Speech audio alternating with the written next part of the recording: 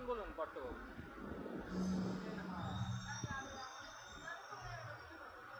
না না না, আমি নেই। ব্যাপার হচ্ছে যে ও মোটামুটি নিয়ে গেছে তো বাকি সব 14-15, আর ওয়ার্কিং শিট একটা যে বলেছিলাম, একটা ওই যে ওয়ার্কিং শিট ম্যান্ডেজ ক্যালকুলেশনের জন্য, ওটাও আমি দিয়েছিলাম তো ওনাকে। আচ্ছা আচ্ছা। না না না, ঠিক আছে, 15 সালে আমি বলে দিয়েছি ম্যাডামকে, অসুবিধা নেই।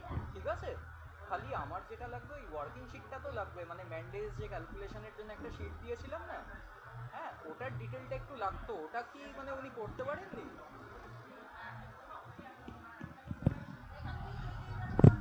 হ্যাঁ